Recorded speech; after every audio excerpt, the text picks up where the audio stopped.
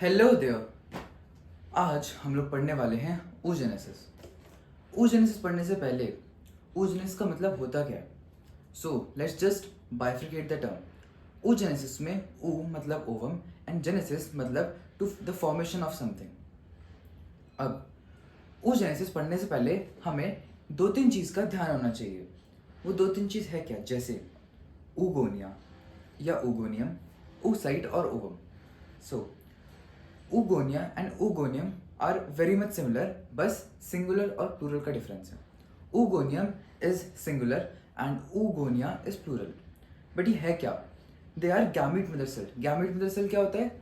Gamete producing cell, इसके नाम में ही है, वो सेल जो गैमीट प्रोड्यूस कर रही हो। Then oocyte। oocyte are the cells which are formed in between the oogenesis। अब ovum, it is just a female egg जो स्पर्म के साथ फर्टिलाइज होके अपना एम्ब्रियो बनाता है। नाउ oogenesis स्टार्ट करने से पहले हमें oocyte के बारे में एक दो चीज़ और याद होनी चाहिए हमेशा, विच इज़ वेरी इंपॉर्टेंट, जो कि है primary oocyte and secondary oocyte। So हमें एक चीज़ रफली ऑलमोस्ट याद रखना है कि प्राइमरी स्पर्मेटोसाइट और प्राइमरी oocyte हमेशा डिप्लॉयड होंगे, whereas secondary oocyte and secondary spermatocytes are always haploid. अब कैसे, ये हम आगे जानते हैं। सो सबसे पहले जो oogenesis होती है वो फीमेल के केस में एम्ब्रियो के स्टेज में स्टार्ट हो जाती है, वेयर एज मेल के केस में वो प्यूबर्टी के टाइम पे स्टार्ट होती है। So this is a very big difference between spermatogenesis and oogenesis। Now let's just take a oogoनियम।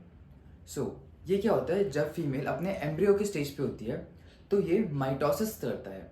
Mitosis क्या है? इट इज जस्ट नॉर्मली या इक्वेशनल डिवीजन, वो अपने नंबर बढ़ा रहा है सेल। सो ये माइटोसिस करता है, डिफ्रेंशिएट होता है, और डिफ्रेंशिएट ऐसे हो रहा है कि जो ग्रेनुलोसा सेल की लेयर है वो उसके आसपास एक चारों तरफ एक तरह से कवरिंग काइंड ऑफ बना देती है। और ग्रेनुलोसा सेल्स क्या है? जो oogoनियम फर्दर डिफ्रेंशिएट नहीं हो पाई उसी को हम ग्रेनुलोसा सेल बोलते हैं, और ये oocyte को कवर कर लेता है पूरा। नाउ ये जब डिफ्रेंशिएट हुआ तो डिफ्रेंशिएट होने के बाद हम oogoनियम को oocyte बोलेंगे, और सबसे पहला oocyte बन रहा है, इसलिए इसको हम प्राइमरी oocyte बोल रहे हैं। और यहाँ पे भी सिर्फ माइटोसिस हुआ है, इसीलिए इसका प्लॉइडी लेवल सेम रहेगा, विच इज 2n का 2n मीन्स डिप्लॉइड। नाउ अब इसमें बहुत इंपॉर्टेंट चीज़ क्या है कि ये प्राइमरी oocyte एक प्रोफेज 1 में आके अरेस्ट हो जाता है। अरेस्ट का मतलब वहाँ पे आके ये रुक जाएगा, इसका फर्दर और डेवलपमेंट नहीं होगा, ये फर्दर डिवीजन नहीं करेगा मियोसिस करके। अब प्रोफेज 1, जैसा कि आपने शायद 11th में पढ़ा हो, मियोसिस दो पार्ट में होता है, पहला मियोसिस 1, दूसरा मियोसिस 2। मियोसिस 1 में prophase 1, metaphase 1 and so on, just like meiosis 2। अब ये मियोसिस 1 के प्रोफेज 1 में एक और सबस्टेज है जिसका नाम है डिप्लोटीन, वहाँ पे जाके अरेस्ट होता है, जिसको हमें ज़्यादा डीप जाने की ज़रूरत नहीं है एज पर एनसीईआरटी। सो ये primary oocyte single layer of granulosa cell, मैं फिर से रिपीट कर रहा हूँ, single layer of granulosa cell से कवर होता है। एंड फर्दर ये थोड़े टाइम बाद इसको, जब ये ग्रेनुलोसा सेल से कवर हो जाता है तो उसको हम प्राइमरी फॉलिकल बोलते हैं। प्राइमरी फॉलिकल का डिफरेंशिएटर ही है ये कि एक layer of granulosa cell primary oocyte को कवर कर लेता है। नाउ प्यूबर्टी के टाइम आते आते फीमेल्स में, which is around 11 12 to 14 years, 60 to 80,000 follicles बच जाते हैं बस, जबकि एम्ब्रियो के स्टेज में that was millions in each ovary. But अब 60 to 80,000 इन ईच ओवरी का है, ये भी ध्यान चीज करने वाली बात है कि इन ईच ओवरी। ओके, अब लेटर ऑन ग्रेनुलोसा सेल्स की लेयर इस पे आती जाती है, और इसको हम सेकेंडरी फॉलिकल बोल सकते हैं जब more than one layer of granulosa cells हो और एक न्यू थीका आ गई हो। थीका क्या है? It is just a envelope of tissue. Okay, now later on क्या होता है, जब ये और डेवलप होने लगता है तो और लेयर ऑफ ग्रेनुलोसा सेल्स आती जाएगी, और सबसे इंपॉर्टेंट जब ये सेकेंडरी फॉलिकल टर्शरी फॉलिकल में चेंज होता है तो एक बहुत बड़ा इसका कैरेक्टरिस्टिक है एंड्रम cavity. It is very much important कि एक एंड्रम कैविटी डेवलप हो जाती है, और जो थीका था सेकेंडरी फॉलिकल केस में वो डिफरेंशिएटेड नहीं था, एक सादा सा थीका नॉर्मली एक एनवेलप था, बट यहाँ पे आके ये डिफरेंशिएट हो गया। डिफरेंशिएट को अगर हम पूरा ईजी भाषा में समझे तो एक तरह से अपग्रेड हो गया। कैसे? Inner theca and outer theca में। तो जैसा कि आप देख सकते हो, ये जो आउटर वाली ग्रीन लेयर है इसके आउटर की तरफ और इनर की तरफ एक रेड कलर की लेयर है, तो इसी को हम आउटर वाली को एक्सटर्ना मतलब एक्सटर्नल थीका और इनर वाली को इंटरना मतलब इनर थीका बोल रहे हैं। और यहाँ पे आके मियोसिस 1 कंप्लीट हो जाता है।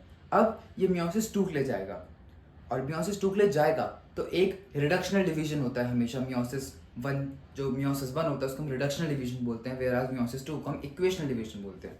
तो मियोसिस 1 में एक फर्स्ट डिवीजन होगा, but very important thing also जो स्पर्मेटोजेनेसिस और oogenesis में एक डिफरेंस क्रिएट करता है, विच इज यहाँ पे हमेशा, फिर से बोल रहा हूँ, हमेशा अनइक्वल डिवीजन होता है। कैसे? जब ये डिवाइड हुआ तब एक ये टर्शरी फॉलिकल तो है ही, प्लस एक ये पोलर बॉडी बनती है। सो पोलर बॉडी कुछ खास चीज़ नहीं है, जो नॉर्मल ये टर्शरी फॉलिकल था वो डिवाइड हुआ, और जो ये बना है ग्राफिन फॉलिकल, ये एक ज़्यादा पोर्शन ऑफ न्यूट्रिएंट ले लेता है, क्योंकि यही मेन थिंग है। और पोलर बॉडी कुछ जैसा काम नहीं है, बस वो डिवाइड हो गई है 2 सेल दिखाने के लिए, वो लेटर ऑन डिजेनरेट हो जाता है, कुछ काम नहीं आगे जाके। अब जैसा कि ये डिवाइड हुआ है तो यहाँ पे अब ये सेकेंडरी oocyte बन जाएगा।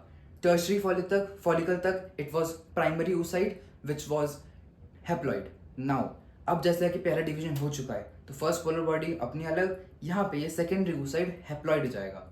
ठीक है, अब हम समझ सकते हैं कि सेकेंडरी oocyte क्यों हैप्लॉइड होती है। ओके, अब tertiary follicle as per you know Graafian follicle में चेंज हो गया। ग्राफिन फॉलिकल हम मैच्योर फॉलिकल भी बोल सकते हैं। यहाँ पे क्या होता है, जो सेकेंडरी oocyte है, एक ये जोना पेलिसिडा की एक कवरिंग बना लेता है अपने चारों तरफ। कौन? Secondary oocyte, not graphene follicle. Okay, secondary oocyte एक जोना पेलिसिडा की एक लेयर बना लेता है अपने चारों तरफ, जो मैंने येलो कलर से बना रखी है। और लेटर ऑन जब जब ये फीमेल्स के अंदर मेंस्ट्रुअल साइकिल चलती है तो एक पूरी पीरियोडिक साइकिल में ये एक बार होता है, एक ओवरी से ग्राफिन फॉलिकल रप्चर होती है। ओके, एंड ग्राफिन फॉलिकल जब रप्चर होती है तो जो सेकेंडरी oocyte है वो रिलीज होता है। कहाँ से? ग्राफिन फॉलिकल में से। और जब ये होता है तो later on second polar body भी एक बन जाती है, वो भी आगे जाकर डीजनरेट हो जाती है। तो जब ग्राफिन फॉलिकल रप्चर होती है उसमें सेकेंडरी oocyte निकलता है, और इस सेकेंडरी oocyte का ग्राफिन फॉलिकल में से निकलने को हम बोलते हैं ओव्यूलेशन। मतलब जब इसको हम ओवम भी बोल सकते हैं, जब ओवम ग्राफिन फॉलिकल या मैच्योर फॉलिकल में से निकल जाता है और जब ग्राफिन फॉलिकल रप्चर होती है, इसको हम बोलते हैं ओव्यूलेशन। यही फीमेल्स में पीरियोडिक साइकिल, जो हम आगे मैं अगली वीडियो में बताऊंगा, उसमें दिखाएंगे कि कैसे ग्राफिन फॉलिकल रप्चर होती है, कैसे वो मेंसेस, मेनार्क, मेनोपॉज, ये सब टर्म हम डिस्कस करेंगे।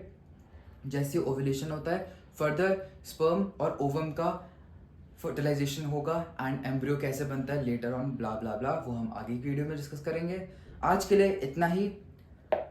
Make sure you hit subscribe button, like the video, share the video. अगर आपको अच्छी लगी हो, कुछ डाउट हो तो आप अपना कमेंट सेक्शन में डाल सकते हैं। बाकी that is it for today.